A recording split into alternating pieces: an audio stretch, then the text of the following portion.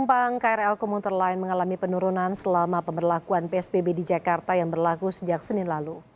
Pengelola KRL komuter lain, PT KCI mengatakan jumlah pengguna KRL selama PSBB berlaku mengalami penurunan. Biasanya per hari jumlah pengguna mencapai 400.000 lebih. Namun semenjak diberlakukannya kembali PSBB, jumlahnya berada di sekitaran 300.000 per hari. Namun PT KCI belum melakukan perubahan jadwal perjalanan komuter. Hingga saat ini masih menggunakan aturan PSBB masa transisi.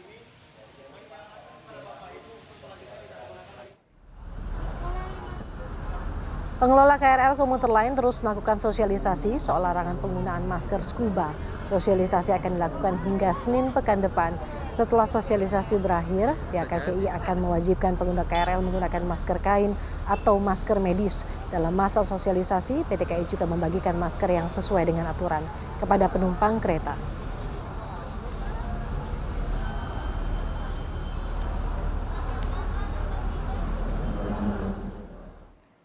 Sejumlah langkah diambil untuk menekan penyebaran COVID-19, diantaranya dengan melarang pemakaian masker scuba di KRL di Jakarta dan menerapkan sistem buka tutup pada sejumlah ruas jalan di Kota Bandung, Jawa Barat. Dan untuk lebih lengkap kita akan pantau bagaimana kondisi penerapan protokol kesehatan. Dari Jakarta sudah ada Feni Sinoraya dan juga dari Bandung sudah ada Reza Pratama. Kita ke Jakarta terlebih dahulu. Feni, bagaimana pantauan Anda sampai saat ini? Apakah para penumpang sudah menaati larangan memakai masker scuba di area stasiun ataupun di KRL? Apa juga sanksi yang akan diberikan bagi mereka yang melanggar?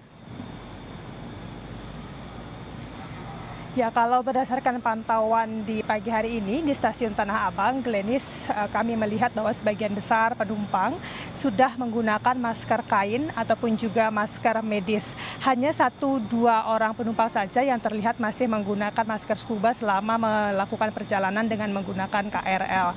Ketika tadi kami sempat menanyakan kepada penumpang mengapa mereka masih memakai masker scuba padahal sudah ada larangan dan juga himbauan, mereka menyatakan bahwa ada yang menyatakan tidak tahu terkait dengan larangan dan juga himbauan tidak menggunakan masker scuba. Yang lain menyatakan mereka memilih masker scuba karena bahannya yang lebih tipis, begitu hanya 1 lapis sehingga lebih nyaman ketika bernafas.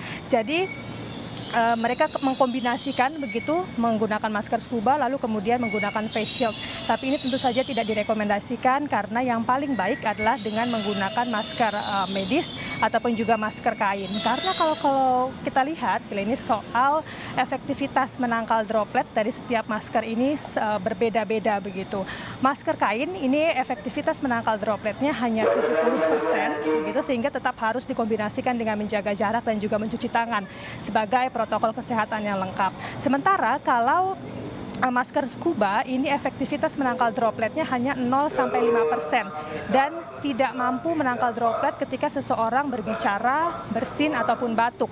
Begitupun ketika kita menghadapi lawan bicara yang menggunakan masker scuba, bukan berarti kemudian bisa bebas dari percikan atau dari droplet yang dikeluarkan oleh lawan berbicara kita. Seperti itu. Jadi tidak efektif begitu, hanya 0-5% saja efektivitasnya untuk menangkal droplet.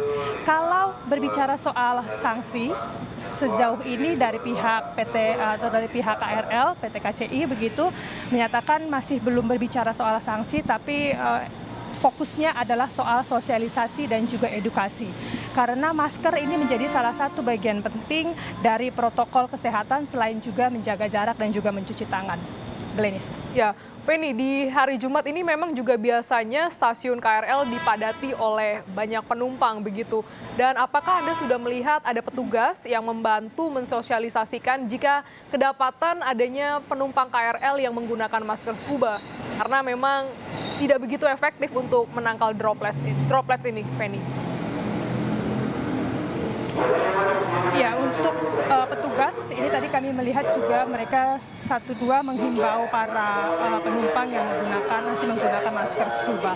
Karena kalau di pagi hari ini jumlah penumpangnya memang belum terlalu banyak, begitu seperti yang tadi disebutkan dalam paket berita sebelumnya, ada sedikit penurunan atau turunnya tingkat kepadatan penumpang KRL, begitu seharusnya pada pukul 7 pagi hari ini merupakan puncak kepadatan dari penumpang KRL, baik yang dari arah Tangerang kemudian kemudian dia ke Tanah Abang untuk transit dan melanjutkan perjalanan ke Sudirman. Namun pada pagi hari ini kami memantau tidak terlalu padat begitu, tidak sampai menimbulkan kepadatan ataupun juga antrian. Petugas baik yang berada di peron maupun yang berada di dalam gerbong kereta begitu tetap secara aktif menghimbau para penumpang agar menjaga protokol kesehatan. Tadi kami sempat berbincang dengan seorang petugas di KRL begitu di dalam gerbong, ia menyatakan penumpang di PSBB jilid kedua ini cenderung relatif lebih tertib begitu dibandingkan dengan PSBB pada April lalu. Kebanyakan penumpang sudah mulai paham bahwa mereka harus menjaga jarak, kemudian harus menggunakan masker dan juga mengenakan lengan panjang selama perjalanan. Jadi relatif lebih tertib dibandingkan dengan PSBB jilid pertama. Selain menggunakan masker, tentu saja ada himbauan-himbauan dan aturan lain yang masih tetap diberlakukan. Salah satunya seperti anak-anak di bawah 5 tahun dilarang menggunakan KRL dan juga untuk lansia dihimbau menggunakan KRL hanya pada pukul 10 hingga pukul 2 siang. Demikian, Glenis. Baik, terima kasih Feni. Memang kesadaran masyarakat ini perlu terus ditingkatkan ya untuk menegakkan protokol kesehatan. Selain di Jakarta, saudara, penerapan ketat protokol kesehatan juga diterapkan di Kota Bandung, Jawa Barat. Salah satunya dengan melakukan buka tutup sejumlah ruas jalan yang ada, yang selama ini dipadati oleh para pengendara. Sudah ada Reza Pratama, selamat pagi. Reza, bagaimana persiapan jelang penerapan sistem buka tutup? Dan ruas jalan mana saja yang diterapkan untuk buka tutup ini?